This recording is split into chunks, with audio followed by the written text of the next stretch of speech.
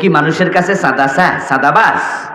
কই না না না, তার বাস্তব প্রমাণ তো আপনারা এখনো পাচ্ছেন, আজকের এই দিনে পাচ্ছেন। দেশ যখন অগাস্টের 5 তারিখে স্বাধীন হলো নতুন করে, 5 তারিখ থেকে আজকের এই দিন পর্যন্ত 5 মাস তো হয়ে গেল প্রায়। আজকে কয় তারিখ? 4 তারিখ। কালকে 5 মাস হয়ে যাবে নাকি? এই 5 মাসে বাংলাদেশে কোন কোরআনওয়ালা কারো কাছে সাদা চাইছে? ইসলামের পক্ষের লোকেরা চাঁদাবাজি করে না, তারা চাঁদা চায় না। কিন্তু বাংলাদেশে চাঁদাবাজি কি বন্ধ আছে না চলতেছে? কারা করতেছে? আরেক দল। মানে আগে করছে এক দল, ওরা ফলানোর পরে ট্রান্সফার হয়ে আইছে আরেক দলের কাছে। কিন্তু ইসলামওয়ালা কোরআনওয়ালা কেউ চাঁদা চায় না, এটা হতে পারে না, কারণ তার আল্লাহকে ভয় করে। এখন বাংলাদেশের দিকে তাকান, যারা নামাজের ওয়াজ করে, রোজার ওয়াজ করে, হজের ওয়াজ করে, যাকাতের ওয়াজ করে, আপনি তাকায়া দেখেন তাদের কারো বিরুদ্ধে মামলা হয় না, জেলে যাওয়া লাগে না, আরামে থাকে। আর যারা দিন কায়েমের ওয়াজ করে, এমন আলেমরা ডজন ডজন মামলা লইয়া, কোরআনের কর্মীরা নিজের ঘর বাড়ি তো গত 15 বছর ঘুমাতে অনেকেই পারে নাই।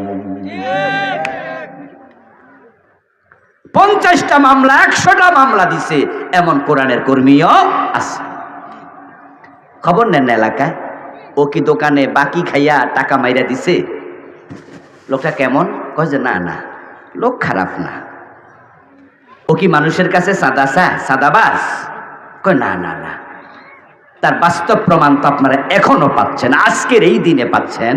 দেশ যখন অগাস্টের 5 তারিখে স্বাধীন হলো নতুন করে, 5 তারিখ থেকে আজকের এই দিন পর্যন্ত 5 মাস তো হয়ে গেল প্রায়। আজকে কয় তারিখ? 4 তারিখ। কালকে 5 মাস হয়ে যাবে নাকি? এই 5 মাসে বাংলাদেশে কোন কোরআনওয়ালা কারো কাছে সাদা চাইছে?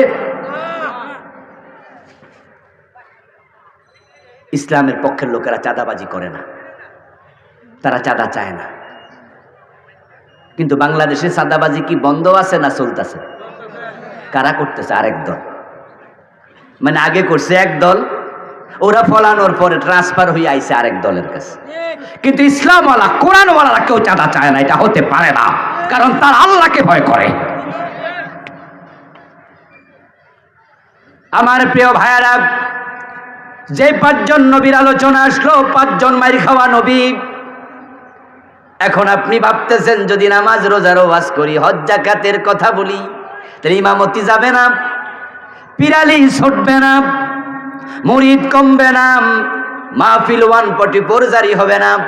কিন্তু দিন কায়েমের কথা বললে তো বিপদ, মামলা হামলা হয়, এত ঝুঁকি কে নেয়? তাই অনেক আলেম ওলামাও দিন কায়েমের পক্ষে কথা বলে না।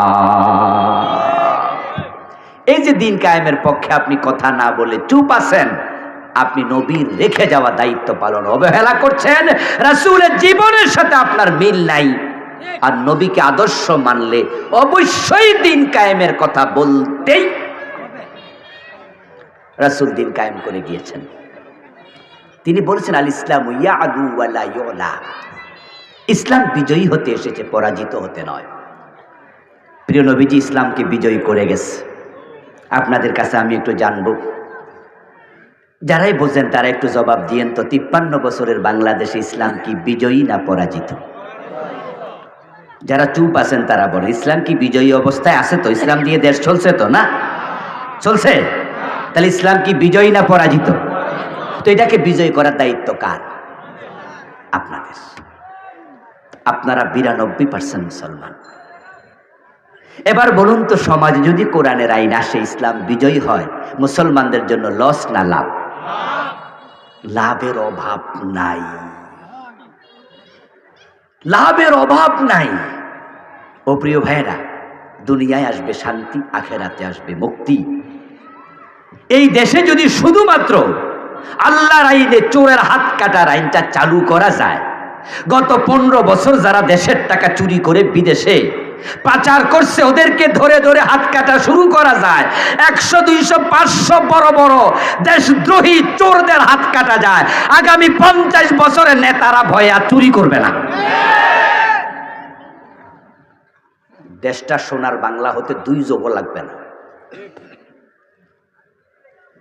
আমাদের দেশের মতো নেয়ামত প্রাপ্ত দেশ পৃথিবীতে কম আছে প্রাকৃতিক সম্পদে। আমাদের দেশে খনিজ পদার্থ নাই, কিন্তু প্রাকৃতিক সম্পদের অভাব নাই। আপনারা এখানে অনেকে আছেন মালয়েশিয়া গেছেন। মালয়েশিয়া এবং বাংলাদেশের আবহাওয়া প্রায় একরকম এবং খনিজ পদার্থের অবস্থা প্রায় সমান। ওদেরও খনিজ পদার্থ খুব একটা নাই, আমাদেরও খুব একটা নাই। সামান্য কিছু গ্যাস আছে আর সামান্য তেল, যত সামান্য তেল। আমাদেরও খনিজ পদার্থ নাই, মালয়েশিয়ারও নাই। কিন্তু মালয়েশিয়া আমাদের মাত্র 10 থেকে 12 বছর আগে স্বাধীন হইয়া তারা মাহাতির মোহাম্মদের নেতৃত্বে এমন আগাইছে। আমি আজ থেকে 12-14 বছর আগে গিয়েছিলাম মালয়েশিয়া। টুইন টাওয়ার দেখে মাথা ঘুরাইয়া উঠছে, কত উঁচু ভবন বানাইছে। 50 তালা ভবন যে কুয়ালালামপুরে কয় শ আছে আল্লাহ জানে, গণে শেষ করতে পারবেন না। রাস্তাঘাট দেখলে অবাক হবেন, কোথায় গিয়েছে মালয়েশিয়া উন্নতির চরম শিখরে। আর পুরা বাংলাদেশে একটা 50 তালা বিল্ডিং আজ পর্যন্ত আমরা বানাতে পারি নাই। তারা আগাইছে কেন? কারণ সৎ নেতৃত্ব, মাহাতির সৎ মানুষ। কিন্তু আমাদের প্রবলেম হলো আমরা এমন নেতা পাইছি নিজেরা দেশের টাকা চুরি করে বিদেশ পাঠিয়ে দেয়। আমাদের নেত্রী বলেছিলেন তার বাড়ির ফিয়ন কত কোটি টাকার মালিক? 400 কোটি টাকা। এস আলম গ্রুপ একা ইসলামী ব্যাংকের 18টা শাখা থেকে টাকা পাচার করছে 80,000 কোটি। দেশের টাকা যারা বিদেশ পাঠায় দেয়, এ দেশ উন্নত হবে কেমনে? আমার প্রিয় ভাইরা, শান্তি আসবে, দেরি হবে না আসতে।